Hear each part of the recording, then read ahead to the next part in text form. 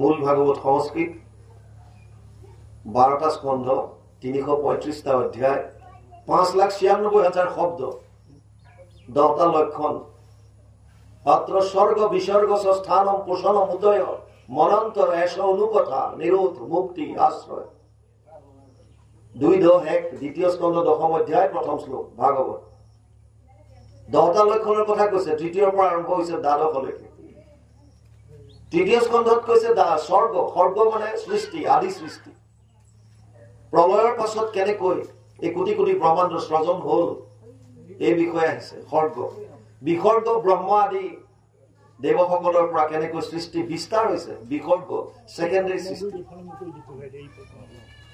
তাৰ পাছত আহিছে স্থান পঞ্চম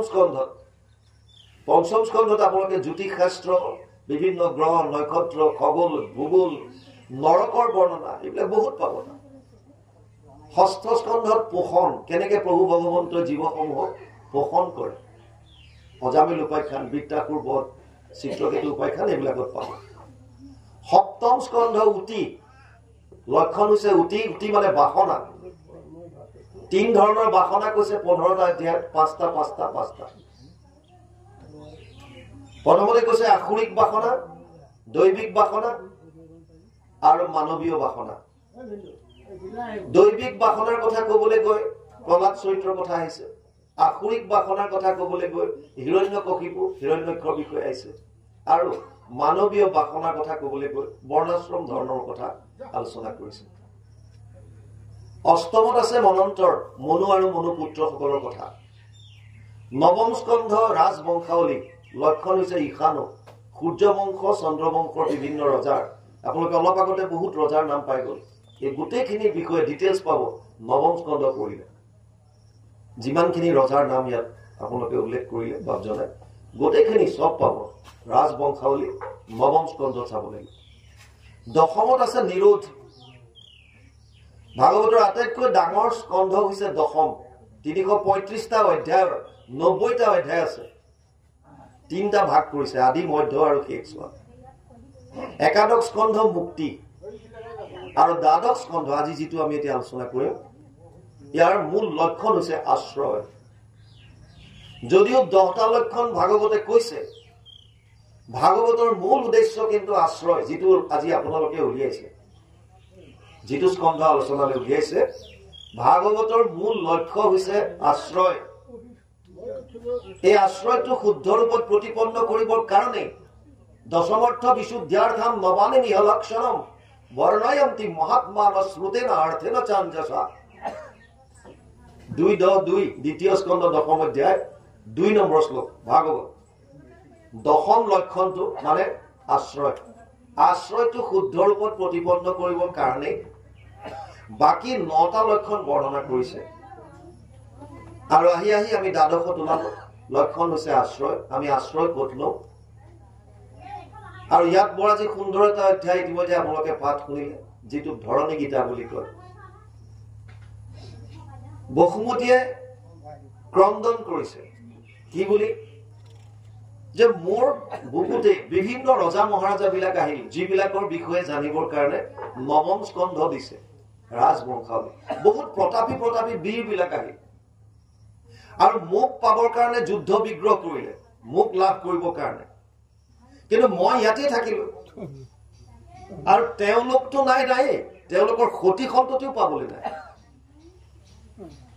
আমাৰো তেনেকুৱা আমি অকণমান মাটিৰ কাৰণে ভাই ককাইৰ মাজত কাজিয়া কৰো অকণমান এটুকুৰা এফুট মাটিৰ কাৰণে যদি জেওৰাখন অকণ ঠেলি দিলে অকণমান সিফালে কৰো বস আমি লাগি যাওঁ পুৰা কিন্তু এই জেওৰা এই মাটি ইয়াতে থাকিব আপুনি মই কোনো নাথাকো এই সত্যটো উজাগৰ কৰিবৰ কাৰণে ইয়াত ধৰণী গীতা আপোনালোকে প্ৰথমতে পালে আৰু ইয়াত এইখিনি পাই এতিয়া বৰ্তমান যিখিনি আমি পদৰ লগে লগে যাম পৰমাৰ্থ নিৰ্ণয় এতিয়া ইয়াত আহিছে ইষব কথাত যেবে এৰা অভিলাষ নহি পৰমাৰ্থ ইটো বচন বিনাশ যাহাক শুনিলে হৈ কৃষ্ণত ভগতি কহু পৰমাৰ্থ কথা শুনিও নেগতি এতিয়া ইয়াত কৈছে যে যি কথা শুনিলে প্ৰভু ভগৱন্তৰ ভক্তি হ'ব প্ৰভু ভগৱন্তৰ প্ৰতি প্ৰেম হ'ব ভক্তি মানে ভক্তি প্ৰেমৰ স্বৰূপ কেৱল প্ৰেম ভক্তি মানে হৈছে ভাল পোৱা, প্ৰেম। ভক্তিৰ একে সহজ যদি কিবা অৰ্থ আছে এইটোৱে হৈছে প্ৰেম। গোপীসকলে এইবিলাক বুজি পোৱা নাছিল, না শাস্ত্ৰৰ জ্ঞান আছে না কিবা আছে, কিন্তু তেওঁলোকে কৃষ্ণক ভাল পাইছিল, অন্তৰৰ পৰা অতিপাত ভাল পাইছিল। আৰু আজিও যদি সপ্ৰেম ভকতিৰ উদাহৰণ দিব লাগে তেতিয়াহ'লে গোপীসকলৰ কথা কয়। গোপীয়ে বাকী একো নাজানে, কৃষ্ণ কিবা পৰম ব্ৰহ্ম, কৃষ্ণ পৰমাত্মা কিবা এইবিলাক বুজি নাপায়। যশোদাৰ নন্দন কানাই বস ইমানটোৱে জানে, কিন্তু আটাইতকৈ বেছি ভাল পাইছিল গোপীসকল। ইভেন এনেকুৱাও কথা আহে, এবাৰ যমুনাৰ পাৰত এগৰাকী গোপীয়ে ধ্যান মগ্ন হৈ বহি আছে। নাৰদ আহিল, নাৰায়ণ নাৰায়ণ, হে দেৱী, তোমালোকৰ ঘৰে ঘৰে কোটি কোটি ব্ৰহ্মাণ্ডৰ নায়ক কৃষ্ণ, আকৌ তুমি কাক ধ্যান কৰি আছা? যিজন কৃষ্ণ কোটি কোটি ব্ৰহ্মাণ্ডৰ নায়ক, সেইজন দেখোন তোমালোকৰ ঘৰে ঘৰে হাত পাতি ঘূৰি ফুৰে, অকমান দধি দিয়া, অকমান মাখন দিয়া, যি নাচিবলৈ তোমালোকে কোৱা হাত চাপৰি বজায় তেনেকৈ নৃত্য কৰে। আকৌ সেইজন কৃষ্ণ ঘৰত পোৱাৰ পাছত তুমি ইয়াত আহি পেলাই নদীৰ পাৰত কাক ধ্যান কৰিছা?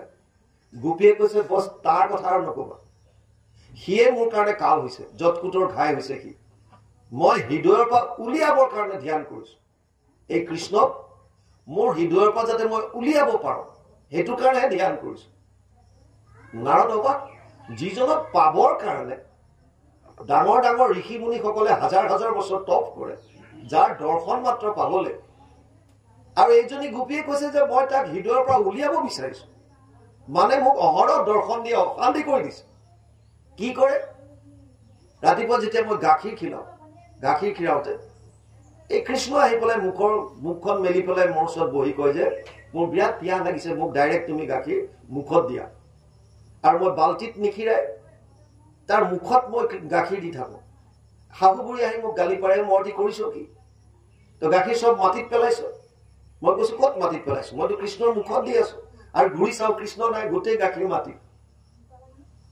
মই গাখীৰ বহাই থওঁ জুহালত, ই আহি কোচত উঠিব, ইটো কৰিব সিটো কৰিব। শাহুমা আহি কয় যে কি কৰিলি, গাখীৰটো উতলি পৰি আছে। বোলে এই কৃষ্ণ কৃষ্ণ বুলি চাওঁ, কৃষ্ণ নাই। তাৰ মানে যেনিয়ে চাই সেনিয়ে কৃষ্ণ মই দেখা পাইছিল। তেওঁলোক ইমান কৃষ্ণৰ প্ৰতি প্ৰেম।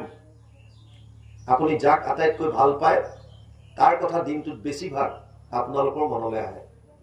আটাইতকৈ যি ভাল পায়, বস্তু হ'ব পাৰে, ব্যক্তি হ'ব পাৰে। আপুনি যদি নতুনকে ঘৰ এটা বনাইছে, দিনটোৰ বেছিভাগ সময় আপোনালোকে ঘৰটোৰ কথাই চিন্তা কৰি থাকে। যদি নতুনকে গাড়ী এখন আনিছে, দিনটোৰ বেছিভাগ সময় গাড়ীখনৰ কথা চিন্তা কৰি থাকে। যদি ঘৰত অকণমানি সন্তান এটা আছে, থুনুক থানাক মাত ফুটিছে, ইটো সিটো কথা কব পৰা হৈছে, ঘৰৰ আটাইকেইটাৰ প্ৰাণ বিন্দু সেই সন্তানটো। দিনটোৰ বেছিভাগ সময় যলৈ নাযাওক তাৰ কথাই উলিয়াব। কিয়? তাক ভাল পায়। আল্টিমেটলি আমি যাক ভাল পাওঁ, দিনটোৰ বেছিভাগ সময় এই বস্তু বা ব্যক্তিৰ কথা আমাৰ মনলৈ আহে। গতিকে কিয় কাৰণে আহে বুজি লওক। আমি ভাবো যে সেই বস্তু বা ব্যক্তিয়ে মোক সুখ দিছে, সেইকাৰণে বেছিকৈ দিনটো তাৰ কথা মনলৈ আহে, তাক ভাল পাওঁ। কৃষ্ণই আমাক কি দিছে? কৃষ্ণক কিয় ভাল পাওঁ? কৃষ্ণক ভাল পাবলগীয়া এনেকুৱা কি আছে কৃষ্ণ? চাওক, আমি যিখন পৃথিৱীত থিয় হৈ আছো, এই পৃথিৱীখন কৃষ্ণৰ দ্বাৰা। আমি যি বায়ু সেৱন কৰিছো, এই বায়ু কৃষ্ণই দিছে। যি আমি পিয়াহত আতুৰ হৈ পানী খাইছো, এই পানী কৃষ্ণই দিছে। আমি য'ত ৰন্ধন কৰিছো, অগ্নি, এই অগ্নি কৃষ্ণই দিছে। যি অগ্নি আমাৰ জঠৰাগ্নি হিচাপে শৰীৰৰ ভিতৰতো আছে, যিটোৰ অপৰিয় নাই, আমাৰ ভোজনটো ডাইজেষ্ট নহয়। অহম বৈশাল আৰু ভূত প্ৰাণীনাম দেহমাশ্ৰিত, প্ৰাণ অপান সমাযুক্ত পঞ্চামন্যম চতুৰ্বিধম। পঞ্চদশ অধ্যায় 14 নম্বৰ শ্লোক গীতাত কৈছে, মই বৈষ্ণৱৰ হিচাপে, জঠৰাগ্নি হিচাপে মানুহৰ ইয়াত উদৰত আছো, আৰু 4 ধৰণৰ অন্ন যি ভোজন কৰে সেইখিনিক মই পচাওঁ। গতিকে অগ্নি ভগৱানে দিছে, আৰু যিখন আকাশৰ তলত আছো সেইখন ভগৱানে দিছে। পঞ্চভূত প্ৰভু ভগৱন্তৰ সৃষ্টি, আৰু প্ৰভু ভগৱন্তই আমাৰ ইন্দ্ৰিয়বিলাক সচেতন কৰি ৰাখিছে আত্মাৰূপে। নহলে ইন্দ্ৰিয়টো এজন মৃত শৰীৰৰ গাত থাকে। একে মৃতক শৱ এটা পেলাই থলে আমি দেখা পাওঁ, একে হাত ভৰি নাক মুখ চব আছে, কিন্তু লৰচৰ কৰিব নোৱাৰে, কব নোৱাৰে, শেষ। জড় আপুনি ৰাতিপুৱা গম পাইছে কালি অমুক বাপজনা আজি ৰাতিপুৱা গ'ল বুলি আৰু আপুনি যেতিয়া তেওঁলোকৰ ঘৰলৈ গৈছে যে বাপজনটো যোৱা নাই চোতালত পেলাই থৈছে বগা কাপোৰ দি থৈছে ওপৰত একে হাত ভৰি নাক মুখ চব আছে আৰু চবে মানুহটোলৈকে চাই কৈ আছে বেচেৰা কালি কথা পাতিছিলো সন্ধিয়া আজি ৰাতিপুৱাই গ'লগে আৰে গ'ল কোন এইটো পৰি আছে আছেতো সন্মুখত গ'ল কোন যিজনৰ নাম লৈ কালিলৈকে কৈ আছিলো ৰমেশ দিনেশ এই ৰমেশ দিনেশেইটো এজন কিন্তু যিটোৱে সচেতন কৰি ৰাখিছিল এই শক্তিটো নাই এই আত্মাটো লাই গ'ল গতিকে সচেতন কৰা দেহ প্ৰাণ ইন্দ্ৰিয় জীৱক গুঞ্জান্ত নানাবিধ বিষয়ক পৰমাত্মা বুলি তাক কহে মণিগণ এইটো পৰম তত্ত্ব জানিবা ৰাজন সেইজন হৈছে কৃষ্ণ গতিকে এই তত্ত্বটো যদি আমি উপলব্ধি কৰিম তেতিয়া কৃষ্ণ ভাল পাবলৈ ল'ব কাৰণ কৃষ্ণৰ অবিহনে আমাৰ অস্তিত্ব নাই বাকী বাদ দিয়ক অলপ সময় নাক মুখ বন্ধ কৰাই দিয়ক এজন মানুহ ধৰফৰণি ল'ব বায়ু যদি ল'ব নোৱাৰো ভেন্টিলেটৰত যদি এজন মানুহ থাকে অকমান অক্সিজেন মাস্কটো যদি খুলি দিয়ে হাহাকাৰ লাগি যাব এৰুৱাই দিব লাগিছিল দেখা দেখি পাই থাকিলে ভাল গতিকে কৃষ্ণক সদায় আমি প্ৰেম কৰিবৰ কাৰণে কৃষ্ণৰ প্ৰতি ভক্তি হ'বৰ কাৰণে কি হ'ব লাগিব ইয়াত কৈছে এতিয়া যাহাকক শুনিলে হয় কৃষ্ণত ভগতি কহু পৰমাৰ্থ কথা শুনিও নিপতি কেনেকে হ'ব এই পৰমাৰ্থ কথাখিনিতে ইয়াত ক'ব একান্ত ভগত হবে আতিপ্ৰীতি ভাৱে উত্তম শ্লোকৰ গুণ যশ সদা গাৱে তাসম্বাৰ সমীপত থাকি থিৰ চিত্তে ভৰিব কৰ্ণ কৃষ্ণ চৰিত্ৰ অমৃতে একান্ত ভকত হবে আতি প্ৰীতি ভাৱে যিসকল একান্ত ভকত একান্ত মানে একত অন্ত যিজন তাৰ মানে বেলেগৰ প্ৰতি মন নাযায় একতে অন্ত যায় বহুমুখী নহয় কেৱল একত আৰু যিজনে সেইকাৰণে অৰ্জুনকো গীতাত গৈ পেলাই ভগৱান কৃষ্ণই 700 শ্লোকৰ গীতা এটা শ্লোক মাত্ৰ ধৃতৰাষ্ট্ৰই কৈছে 40টা শ্লোক সঞ্জয়ে ধৃতৰাষ্ট্ৰক কৈছে 85টা শ্লোক অৰ্জুনে ভগৱান কৃষ্ণক কৈছে 574টা শ্লোক কৃষ্ণই অৰ্জুনে সুধিছে 85টা শ্লোক আৰু ভগৱানে উপদেশ দিছে 700 শ্লোকৰ 574টা 574টা শ্লোকৰ শেষত গৈ এটা কথাই ক'লে গৈ সর্বগুহ্যতমম ভূয় শ্রীণুমে পরমম বচ ইষ্টসীমে দৃঢ়মিতি তত বক্সামিতে হিতম অষ্টাদশ অধ্যায় 64 নম্বৰ শ্লোক গীতা হে অৰ্জুন গোপনীয়ৰ পৰা গোপনীয় কথাটো এতিয়া তোক কম মই শুন কি ক'লে সর্বধর্মান পরিত্যাজ্য মাম একম শরণম ব্রজ অহম ত্ব সর্ব পাপেভ্যো মোক্ষয়িষ্যামি মা সূচ অষ্টাদশ অধ্যায় 66 নম্বৰ শ্লোক ইয়াৰ অনুবাদ গুৰুজনাই ভাগৱতত উপদেশত দিছে সৰ্বধৰ্ম এৰি এক শৰণ সাক্ষাৎ সুদৃঢ় বিশ্বাসে সখী লৈক আমাক নকৰিবা ভয় হেৰা কৰো অংগীকাৰ সমস্ত পাপত মই কৰিব নিষ্ঠাৰ একত শৰণ লোৱাৰ কথা ক'লে আৰু একত যিসকলে শৰণ লৈছে এই একান্ত ভগত হবে অতি প্ৰীতিভাৱে উত্তম শ্লোক মানে ভগৱানৰ কথা কৈছে এই ভগৱান কৃষ্ণৰ য'ত গুণ যশ সদায় গায় য'ত প্ৰভু ভগৱন্তৰ শ্ৰৱণ কীৰ্তন লীলাসমূহ শ্ৰৱণ কীৰ্তন হৈ থাকে তাসম্বাৰ সমীপত থাকি থিৰচিত্তে ভৰিব কৰ্ণ কৃষ্ণ চৰিত্ৰ অমৃতে এই ভকতৰ সংগত একান্ত মনে বহি তেওঁলোকৰ মুখপদ্মত হন্তে নিগৰিত প্ৰভু ভগৱন্তৰ লীলাসমূহ শ্ৰৱণ কৰিবলৈ কৈছে আৰু গুৰুজনৰ ধৰ্মৰ মূল বস্তুৱে হৈছিল শ্ৰৱণ যদ্যপি ভগতি নৱবিধ মাধৱৰ শ্ৰৱণ কীৰ্তন আত হন্ত শ্ৰেষ্ঠ ভাগৱত প্ৰথম স্কন্ধ যদিও নৱবিধ ভগতি সকাম ভগতিতে 81 বিধলৈকে কৈছে কিন্তু মুখ্য দিলে তাৰ ভিতৰত শ্ৰৱণ আৰু কীৰ্তন যিমান পাৰে শুনক কাৰ মুখে শুনিব ভকতসকলৰ একান্ত যিবিলাক ভকত তেওঁলোকৰ মুখে যদি নিগৰিত হোৱা বাক্যসমূহ শুনে ইয়াত কৈছে প্ৰথমতে শুনিব আৰু কি কৰিব নিজৰ কৰ্ণক ভৰিব কৃষ্ণৰ চৰিত্ৰ অমৃতে কিয় আপোনাক কোনোবাই যেতিয়া প্ৰশংসা কৰে যে বাপজন আজি বৰ ধুনীয়া লাগিছে আপোনাক আপুনি কি খায় আজিকালি বিৰাট দিনে দিনে ল'ৰা হৈ আহি আছে ভাল লাগিব নিজৰ মনটো ভাল লাগি যায় আৰু যদি বিপৰীতভাৱে কয় প্ৰতিকূলভাৱে ক্ৰোধ উঠা কথা আমি যিটো নিবিচাৰো তেনেকুৱা কথা যদি কয় তেতিয়া খং উঠে কিয় তেওঁতো শব্দহে কৈছে খালি, কিন্তু শব্দ তেনেকুৱা জোৰ। এই শব্দকেইটা শুনাৰ লগে লগে আপোনাৰ কৰ্ণৰ ভিতৰেদি হৃদয়ত প্ৰৱেশ কৰাৰ পাছতেই ইয়াত এটা ৰসায়নৰ সৃষ্টি কৰে, আৰু ৰসায়নৰ সৃষ্টি হোৱাৰ লগে লগে আপোনাৰ যদি শব্দকেইটা অনুকূল হ'ল, আপুনি বিচৰা ধৰণে হ'ল, তেতিয়া আপোনাৰ ভাল লাগে, আৰু যদি বিচৰা ধৰণে নহ'ল তেতিয়াহ'লে আপোনাৰ বেয়া লাগে। তাৰ মানে সাধাৰণ শব্দ আপোনাৰ কৰ্ণত সোমাই, সাধাৰণ শব্দবিলাকেও আপোনাৰ কৰ্ণপথে হৃদয়ত গৈ আপোনাক ভাল লগাব পাৰে, বেয়া লগাব পাৰে। তেনে ক্ষেত্ৰত প্ৰভু ভগৱন্তৰ লীলা জড়িত এই শাস্ত্ৰৰ কথা, যি ভাগৱতক বাংময় স্বৰূপ বুলি কৈছে, তেনেম বাংময় মূৰ্তি প্ৰত্যক্ষ বৰ্ততে হৰি সেৱাত শ্ৰৱণাত পথত দৰ্শনাত পাপনাশিনী। পদ্মপুৰাণ উত্তৰখণ্ড ভাগৱত মহাত্ম্য ৩য় অধ্যায় ৬২ নম্বৰ শ্লোক। তাত কৈছে ভাগৱত ভগৱান কৃষ্ণৰ বাংময় মূৰ্তি বাক্যৰূপে শব্দৰূপে আছে বিৰাজমান।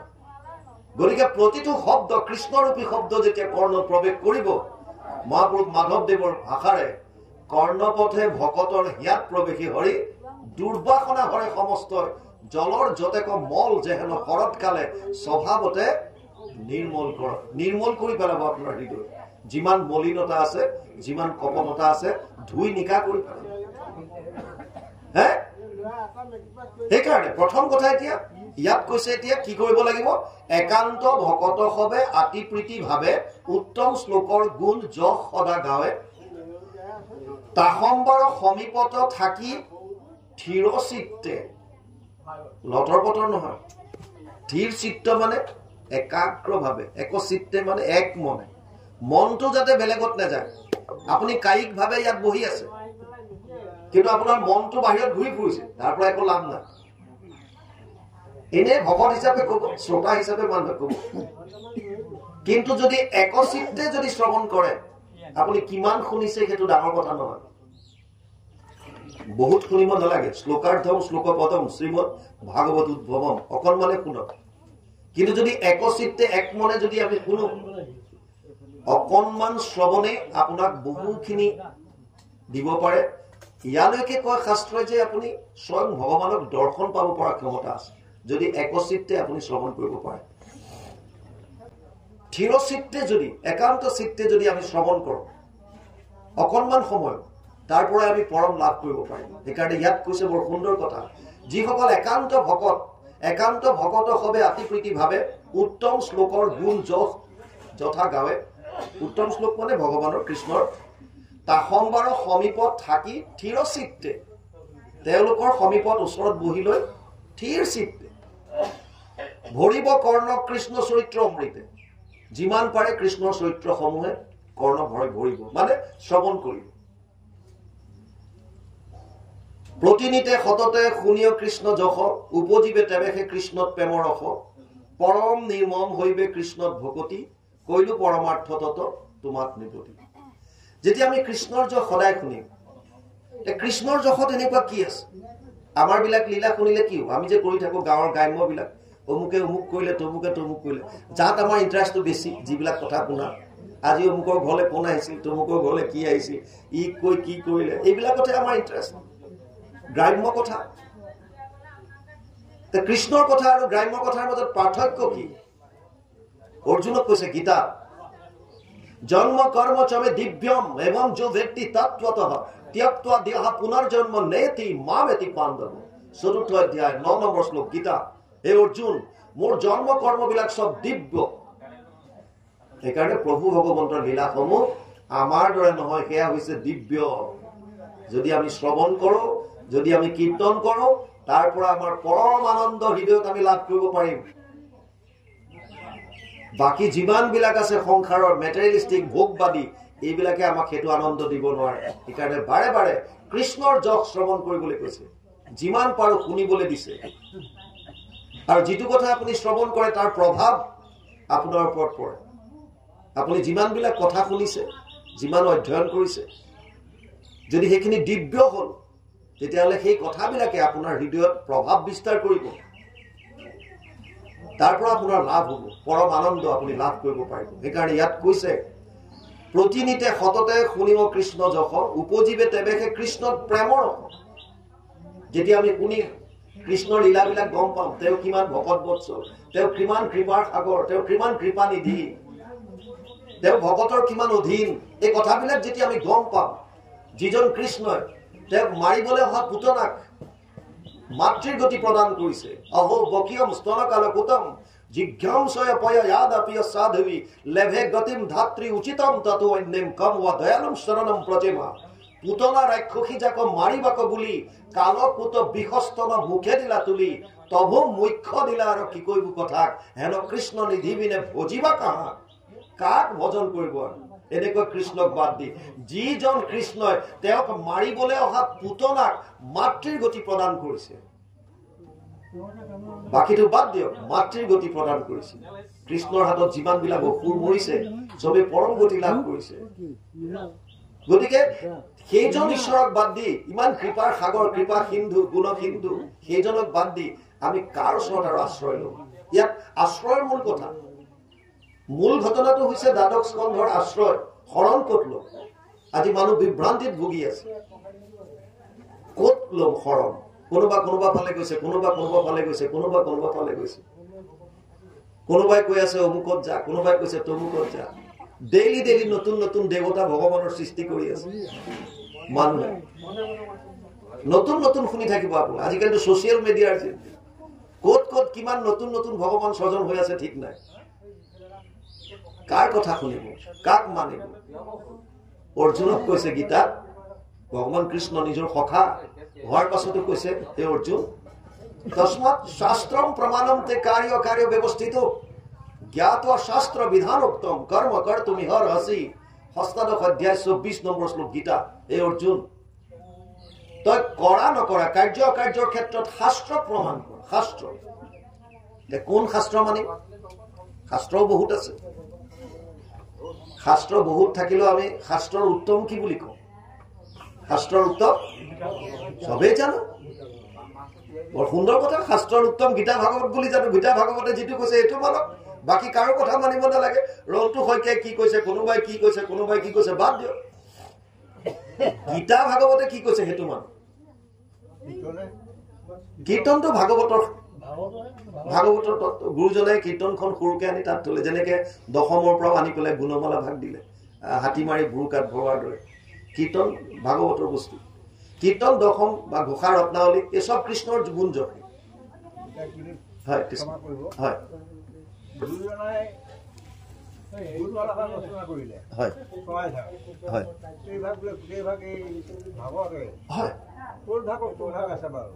দশমৰ পৰা কৰিছে বাল্য লীলাখিনি আপুনি যদি চাই মানে তেওঁতো নিজাববীয়াকে কৰিছে ঘটনাখিনি আপুনি সাৰাংশটো পাব দশমত চাওক দশমত মূল 90টা অধ্যায় আছে দশম স্কন্ধ যিটো আপুনি অকণ পলমকে আহিল মই আগতে এইখিনি কথা কৈ দিছিলো একো নাই দশম স্কন্ধত মূল 90টা অধ্যায় আছে মূল সংস্কৃতৰ যিখন ভাগৱত য'ৰ পৰা অনুবাদ হৈছে 335টা অধ্যায় আছে 5,96,000 শব্দ আছে তাত এই 90টা অধ্যায় দশম কভাৰ কৰিছে গুৰুজনে ইয়াৰ তিনিটা ভাগ আছে আদি মধ্য আৰু শেষ গুৰুজনে কেৱল আদি চোৱা কৰিছে আদি চোৱা আৰু শেষৰ কুৰুক্ষেত্ৰ যাত্ৰা বুলি এটা আছে সেইটো কৰিছে এই দশম বুলি কওঁতে যদিও আমি গোটেই দশমখনৰ নহয় দশম বুলি যদিও কৈছে এতিয়া ইয়াত প্ৰভু ভগৱন্তৰ লীলাসমূহ দশমত যিমানখিনি লীলা সিঁচৰিত হৈ আছে এইখিনি একে সহজ ভাৱত খুব কমকৈ আনি পেলাই প্ৰভু ভগৱন্তই গুণমালাত দিছে তাৰ মানে তেওঁ নিজাববীয়াকে যিমান সাৰাংশত দিব পাৰে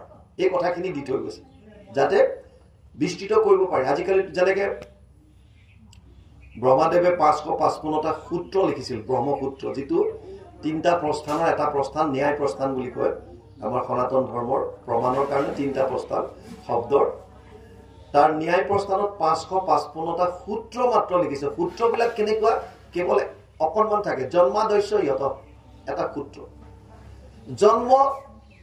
জন্মাদস্য জন্ম আদি ঐশ্য ইয়ত যাৰ পৰা জন্ম আদি সৃষ্টি হল তাৰমানে জন্ম আদি যাৰ পৰা হৈছে তাৰমানে সৃষ্টি স্থিতি প্ৰলয়ৰ হেতু যিটো দেৱ এইটো ব্যাখ্যা কৰোঁতে হয়তো হাজাৰ পৃষ্ঠা লাগি যাব পাৰে অকণমানকে দিলে ঠিক তেনেকে গুৰুজনে গুণমালা বস্তুটো কৃষ্ণৰ চৰিত্ৰখিনি সম্পূৰ্ণৰূপে আনি তেওঁৰ লীলাখিনি সোমাই থৈছে কৃষ্ণ এতিয়া ইয়াত কৈছে সেই লীলাসমূহ যদি আমি শ্ৰৱণ কৰোঁ মূলত কি হ'ব তেতিয়া উপজীৱে দেৱেহে কৃষ্ণৰ প্ৰেমৰ ৰস কৃষ্ণৰ প্ৰতি আপোনাৰ প্ৰেম বাঢ়িব যেতিয়া গম পাব লীলাবিলাক যেতিয়া পঢ়িব শুনিব তেতিয়া আপোনাৰো মন যাব যে হয় এইজন কৃষ্ণই দেখোন শত্ৰুকো দেখোন তেওঁ ইমান ভালকে চায় পুতনাৰ দৰে ৰাক্ষস অঘ বক্ষ বৎস যিমানবিলাক আহিছে সকলোকে দেখোন পৰম গতি দিছে গতিকে এওঁক যদি আমি ভক্তিভাৱে ভজো তেতিয়া যদি বৈৰভাৱে শ্ৰৱণ বা তেওঁক যদি স্মৰণ কৰিলে কংসৰ দৰে পাপীও যদি উদ্ধাৰ পায় অকমান দূৰত দিব কৃষ্ণ যদি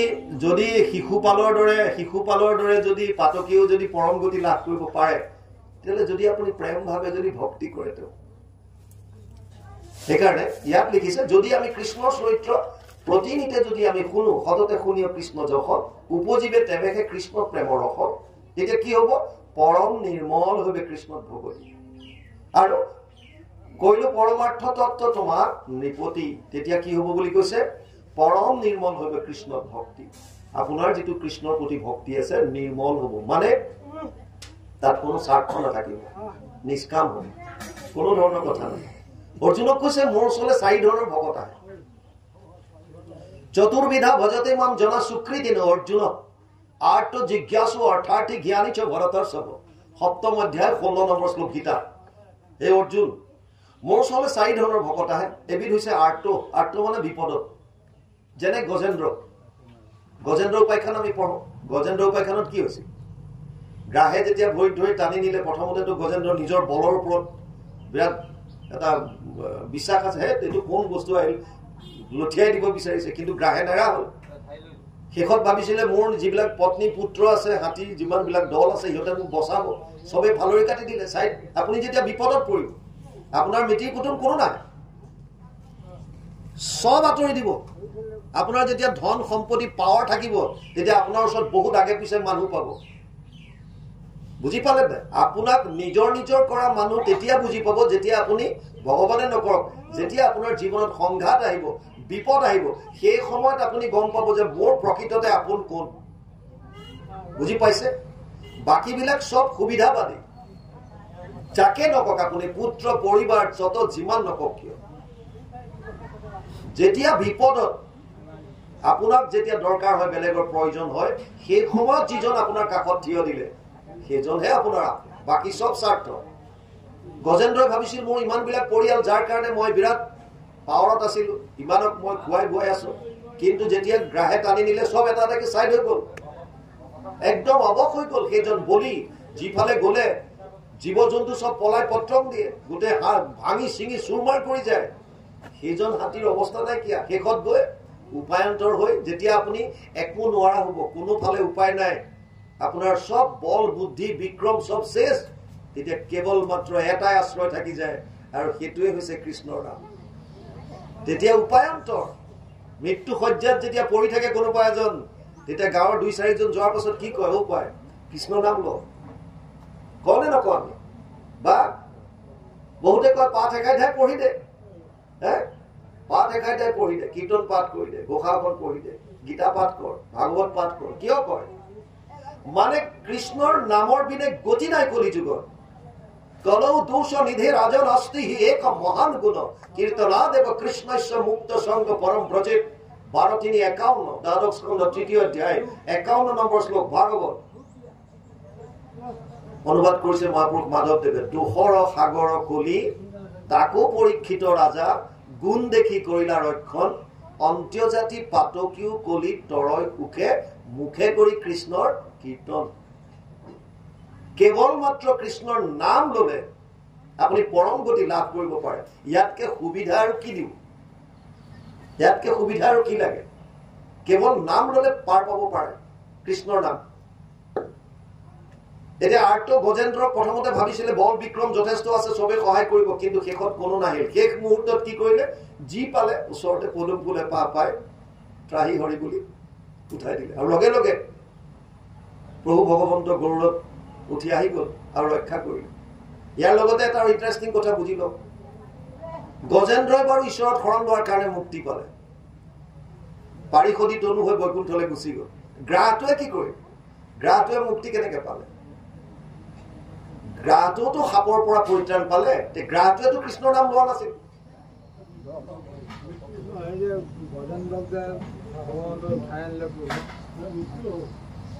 নহয় বা আৰু বুজক কৃষ্ণ। এতিয়া আপুনি আচল তত্ত্বটো কৈছে, মানে গজেন্দ্ৰ হৈছে প্ৰভু ভগৱন্তৰ দাস বা ভকত। এই ভকতৰ ভৰিত যেতিয়া ধৰি ললে সেইকণি পৰম গতি পাই গল। দাসৰো দাস, তাতো দাস ভৰিলো আমিতো গাই থাকো মুখেৰে, নহো জানা আমি চাৰি জাতি চাৰিও আশ্ৰমী নহো আতি, আমিতো গাই থাকো। কিন্তু যিজন ভকতৰো ভৰিত খামোচ মাৰি ধৰিছে, সেইকাৰণে আমাক ভকতৰ সংগ লবলৈ দিয়ে, ভকতক সেৱা কৰিবলৈ কয়। ভকতে ভগৱন্ত কলিযুগত ভকত ৰূপে আছে। আপুনি কাৰোবাক আশীৰ্বাদ দিছে, কোনে দিছে? এতিয়া মুক্তি পাইছে, মুক্তি বুলি কৈছো মই, মুক্তি। কিন্তু তেওঁ ভকতত পালে না, কিয় পালে? মুক্তি পোৱাটোতো ধেমালি নহয়, সাপৰ পৰা নিস্তাৰ পালে বুলি কৈছে। সাপৰ পৰা পৰিত্ৰাণ কেনেকে পালে? গতিকে আল্টিমেটলি গজেন্দ্ৰৰ ভৰিত ধৰিলে, সেইটো কৃপাতে তেওঁক মুক্তি দি দিলে। এবিধ হৈছে আৰ্ত, বিপদত পৰি। এবিধ হৈছে জিজ্ঞাসু। ভগৱানে কৈছে কি হল এইটো? ভগৱানে কৈছে কৃষ্ণ ভগৱানে কৈছে দ্বিতীয় এবিধ ভক্ত মোৰ ওচৰলৈ আহে, যিজন হৈছে জিজ্ঞাসু, জানিবলৈ ইচ্ছা। মই কোন, কৰ পৰা আহিছিলো, মই কোন আছিলো, কি কৰিম এতিয়া, মই কলৈ যাম, এই শৰীৰটো শেষ হোৱাৰ পাছত মোৰ গতি কি হব, মই ক'ত যাম। এই জিজ্ঞাসু মনোভাৱ এটা লৈ যিসকল ঈশ্বৰৰ ওচৰলৈ আহে। আৰু এবিধ হৈছে অৰ্থাৰ্থী, ধ্ৰুৱৰ দৰে। টকা পইচা খালি। ধ্ৰুৱ কিয় গৈছিল? মাহীমাকে কলে যে তই যদি এখন আসনত বহিব বিচাৰিছ তেতিয়াহ'লে বিষ্ণুক আৰাধনা কৰ, আৰু মোৰ গৰ্ভৰ পৰা তই জন্ম হোৱাৰ কাৰণে প্ৰাৰ্থনা কৰিবি, তেতিয়া আল্টিমেটলি এই সিংহাসনখন পাবি। তাৰমানে লোভটো কিহৰ? সিংহাসনৰ। তাৰমানে অৰ্থ। আপুনি যিয়ে নিবিচাৰক, অৰ্থ, টকা পইচা, ঘৰ দুৱাৰ, কিবা এটা ভাৱনা লৈ যেতিয়া আমি যাওঁ, সেইটো কৈছে অৰ্থাৰ্থী বুলি কয়।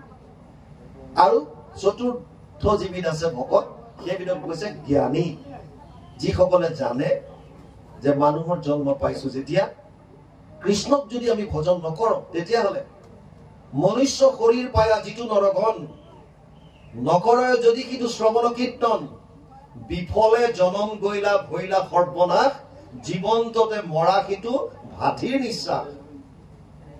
কীৰ্তনত লিখি থৈ গৈছে গুৰুজনে। যদি মানুহৰ শৰীৰ পায়, আমি যদি প্ৰভু ভগৱন্তৰ চৰণত শৰণ নলওঁ, যদি তেওঁৰ গুণ, তেতিয়া এই যে লোহাশালত ভাতিটো টানি থাকে, ফোঁচ ফোঁচ ইফালে বায়ু গৈ থাকে জুই জ্বলাই ৰাখিবৰ কাৰণে, ঠিক আমাৰো শ্বাস প্ৰশ্বাস তেনেকুৱা ভাতিৰ নিশ্বাসৰ দৰে হ'ব, কোনো কাম নাই। চাৰিটা বিষয়ত আমাৰ আৰু পশু পক্ষীৰ মাজত একো পাৰ্থক্য নাই। আহাৰ নিদ্ৰা ভয় মৈথুনম চ সমানমিত পশুভীৰ নৰনম। আহাৰ ভোজন আমিও কৰিছো, জীৱ জন্তুও কৰে, পাৰ্থক্য একো নাই। বলকি আহাৰতে যদি আমি আনন্দ ভোগ কৰো, আমি কিমান খাওঁ দিনটোত? 1 কেজি চাউল, 1 কেজি গোটেই আহাৰ, শাক চব্জি মিলাই 1 কেজি, হাতীয়ে 100 কেজি খায়। আমাতকে সিহঁত বেছি আনন্দিত আহাৰৰ ক্ষেত্ৰত। নিদ্ৰা আমি কিমান সময় শুওঁ? ভালুক বিলাক বহুত সময় শুই থাকে, বহুত সময় শুব পাৰে, দীৰ্ঘ সময়লৈকে শুব পাৰে। গতিকে আমাতকে সিহঁত সুখী নেকি? আহাৰ নিদ্ৰা ভয়, আমাৰ সকলোৰে ভয় আছে, মৃত্যুৰ ভয় আমাৰো আছে, জীৱ জন্তুৰো আছে। আৰু মৈথুন সংসাৰ বৃদ্ধি আমিও কৰি আছো, আমি সন্তান জন্ম দিছো, আৰু পশু পক্ষীও দিছে। যদি কেৱল এই 4টা কৰ্ম কৰিয়ে আমি আমাৰ যদি জীৱনটো পাৰ কৰাই আছো, তেতিয়াহ'লে শাস্ত্ৰত কৈছে আমি পশু তুল্য। তেতিয়াহ'লে আমাক মানুহক শ্ৰেষ্ঠ বুলি কিয় ক'লে? ধৰ্মহি তেষাম অধিক বিশেষ ধৰ্মে নাহীন পশুভীৰ সমান। কেৱল মাত্ৰ ধৰ্মই মানুহক শ্ৰেষ্ঠ কৰি ৰাখিছে। ধৰ্মহীন মানুহ পশু তুল্য। আৰু কলিযুগত আন একোৱেই নাই। কলিযুগৰ মূল ধৰ্ম হৈছে কেৱল হৰিনাম। সেইকাৰণে কৃষ্ণক একান্তভাৱে শৰণ লৈ তেওঁৰ গুণানুনাম, যিখিনি গুণানুকীৰ্তন আছে ভগতৰ মুখত, ভগতৰ সংগত থাকি যদি আমি শ্ৰৱণ কীৰ্তন কৰো, তেতিয়াহ'লে আমি পৰম গতি লাভ কৰিব পাৰিম, পৰম আনন্দ হৃদয়ত লাভ কৰিব পাৰিম। ইয়ালৈকে গৈছে, তাৰপিছত কি আহে অকণমান পাঠ যাওক।